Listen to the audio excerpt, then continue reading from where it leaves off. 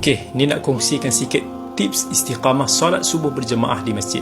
Pertama, kena kenal siapa musuh utama yang menghalang kita daripada bangun untuk solat subuh di masjid. Siapa lagi kalau bukan syaitan? Jangan lupa Nabi ada bagi tahu dalam hadis riwayat Muslim, syaitan ni dia akan kencing kat telinga orang yang tidur sampai dia susah nak bangun solat subuh. So macam mana kita nak halang daripada syaitan kencing kat telinga kita? Baca ayat kursi sebelum tidur. Sebab Nabi sebut dalam hadis riwayat Bukhari, kalau kita nak tidur, kita baca ayat kursi, syaitan tidak akan mendekati kita dan Allah akan jaga kita. Dan jangan lupalah baca zikir pagi dengan petang yang menjadi ejen pelindung kita.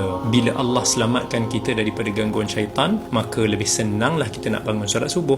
Yang kedua, biasanya ramai orang yang suka lengah-lengah untuk nak pergi ke masjid masa lepas azan kan. So lepas ni, cuba pergi lebih awal ke masjid sebelum azan lagi, supaya kita boleh istiqamah untuk nak solat 2 rakaat sebelum subuh. Nabi SAW sebut dalam hadis riwayat Muslim, 2 rakaat sebelum fajar itu lebih baik daripada dunia dan seisinya. Kereta Ferrari ke Lamborghini ke harta dunia yang bertimbun ni pun tak boleh lawan ganjaran ni tau.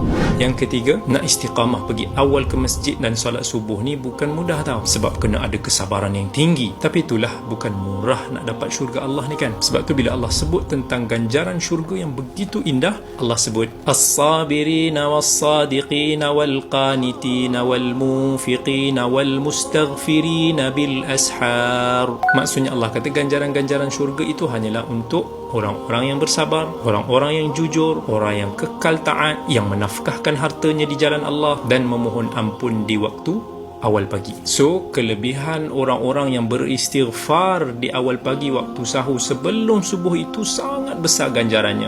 Tips yang keempat, kita perlukan lebih kurang 10 minit lah untuk istighfar sebelum subuh. So, sambil kita berjalan ataupun sambil kita naik kereta ataupun motor, kita istighfar. InsyaAllah mungkin kita boleh dapat 100 kali kita istighfar. So, banyak ganjaran dan pahala kalau kita bangun lebih awal untuk pergi solat subuh. Kita boleh gunakan kesempatan ini untuk istighfar banyak.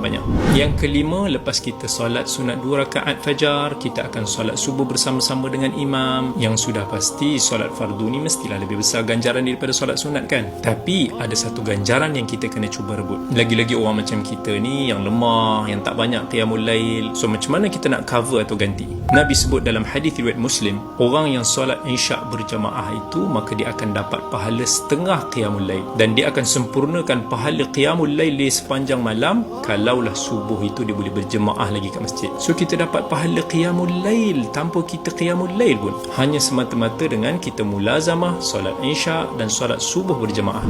Yang keenam, sekarang ni kalau kita nak pergi umrah, mahal kan package dia. Cuba bayangkan kita boleh dapat ganjaran seumpama itu dengan kita menjaga solat subuh.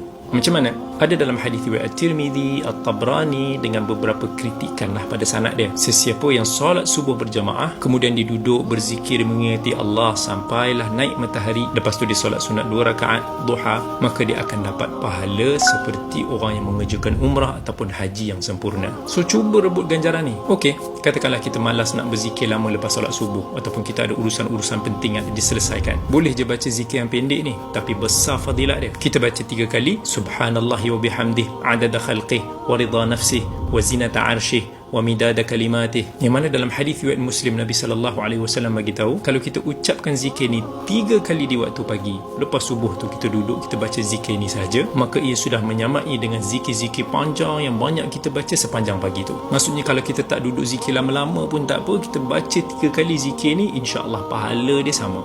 So nampak tak? Banyak pahala yang kita boleh dapat kalau kita boleh mulazamah istiqamah solat subuh berjemaah. Jom sama-sama kita usahakan.